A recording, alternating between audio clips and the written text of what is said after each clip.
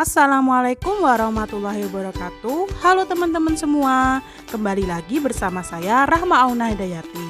Di video kali ini kita akan mempelajari tentang kaidah tangan kanan. Nah, dalam mempelajari kaidah tangan kanan ini digunakan untuk menentukan arah dari yang pertama induksi magnetik dan juga yang kedua arah dari gaya magnetik. Bagaimanakah itu? Di video kali ini kita akan membahas untuk induksi magnetik terlebih dahulu. Yuk kita belajar bersama-sama. Pertama, menentukan arah untuk induksi magnet pada kawat lurus berarus. Nah, cara menentukannya adalah dengan kaidah tangan kanan, dengan ibu jari sebagai arah arus dan juga 4 jari lainnya sebagai arah dari induksi magnet atau medan magnetnya.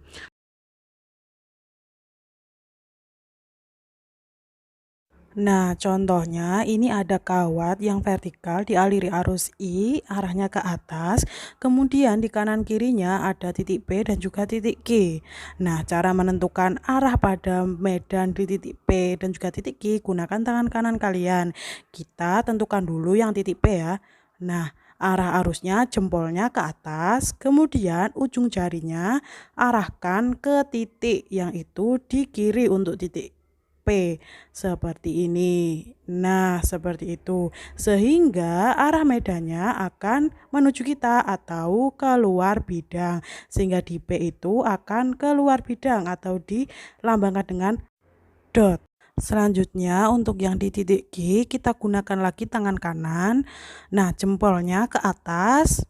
Nah, kemudian ujung jarinya arahkan ke titik yaitu di Q sehingga kita lihat medannya akan masuk ke dalam bidang atau menjauhi kalian sebagai pengamat seperti itu. Silahkan dicoba sendiri ya. Pada Q kita beri tanda cross karena dia masuk ke dalam bidang. Selanjutnya untuk kawat yang horizontal itu ada kawat dialiri arus I yang arahnya ke kiri, ada titik P dan juga Q di atas dan di bawah kawat. Nah, kemudian yang pertama kita tentukan dulu untuk yang titik P. Di titik P ini caranya sama dengan menggunakan aturan tangan kanan seperti sebelumnya. Nah, keluarkan tangan kanan kalian. Arusnya kita arahkan ke kiri sesuai dengan arah arus. Lalu ujung jari arahkan ke atas karena titik P ada di atas seperti itu. Jadi di P itu dia akan masuk bidang arah medannya. Sehingga kita tuliskan karena masuk bidang itu berarti cross atau tanda silang. Berarti B-nya masuk bidang. Kemudian di Q. Di Q ini caranya sama. Keluarkan tangan kanan kalian. I-nya menuju ke kiri. Kemudian titiknya tangannya diungkit ke bawah. Jika kalian coba sendiri, maka arah medannya akan menuju ke kalian. Jadi di Q itu dot atau keluar bidang. Sudah paham kan ya teman-teman? Mudah bukan untuk menentukan arah induksi magnet pada kawat lurus berarus?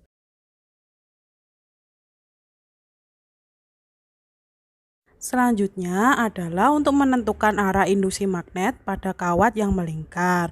Nah, caranya sama menggunakan kaidah tangan kanan seperti pada kawat lurus berarus tadi.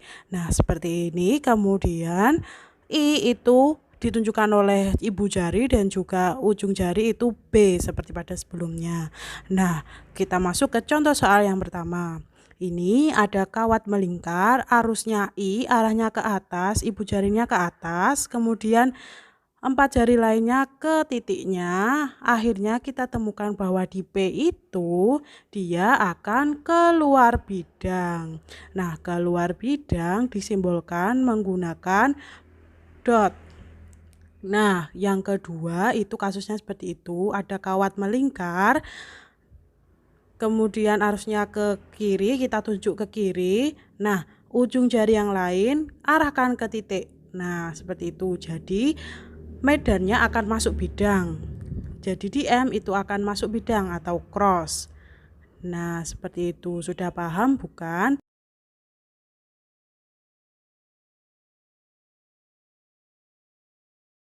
Nah, jika kasusnya seperti ini, kasus kawat gabungan, itu kurang lebih sama seperti pada ketika ada dua kawat lurus yang sejajar. Nah, ini ada kawat lurus dan juga kawat melingkar yang digabung. Kemudian kita harus menentukan induksi di titik M.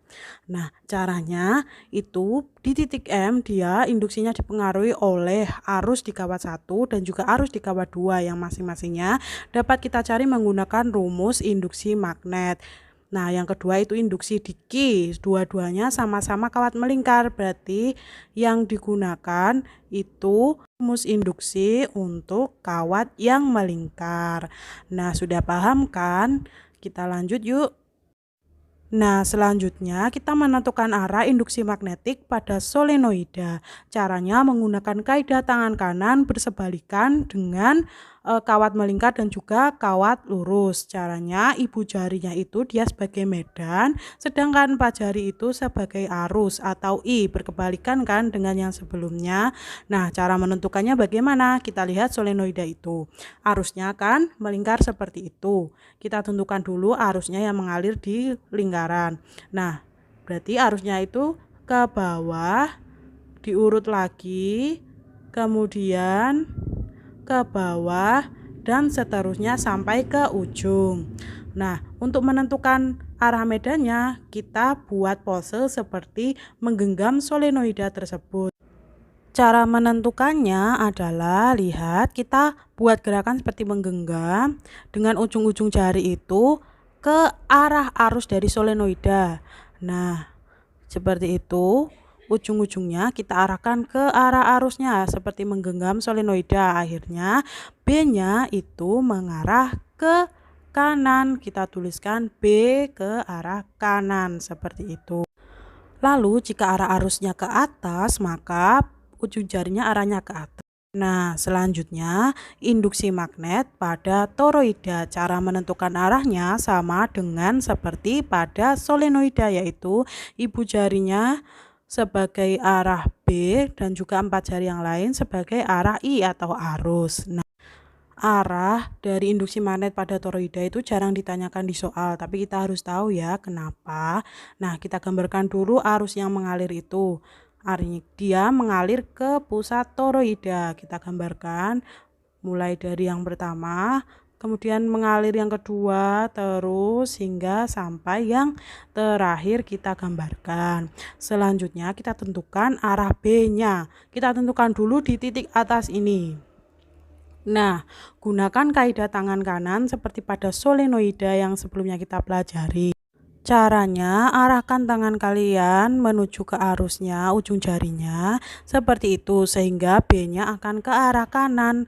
Nah, kita gambarkan B ke kanan. Nah, kemudian kalau di titik ini bagaimana arah medannya? Tangan kanannya dikeluarkan, buat gerakan seperti menggenggam dengan ujung jari ke arah arusnya sehingga B-nya mengarah ke bawah seperti itu. Kita gambarkan B-nya mengarah ke bawah untuk di titik sebelah kanan. Di titik bawah ini caranya sama dengan yang sebelumnya, yaitu kalian arahkan ujung-ujung jari kalian ke arah arus seperti gerakan menggenggam sehingga B-nya akan mengarah ke kiri. Kita gambarkan B-nya ke kiri seperti ini. Nah, karena kan B-nya itu di masing-masing titik dia berubah arahnya. Jadi, itulah kenapa arah medan pada toroida jarang sekali ditanyakan pada soal. Untuk pembahasan kali ini cukup sekian ya. Jika ada yang kurang dimengerti silakan ditanyakan. Sekian dari saya. Wassalamualaikum warahmatullahi wabarakatuh. Semangat belajar.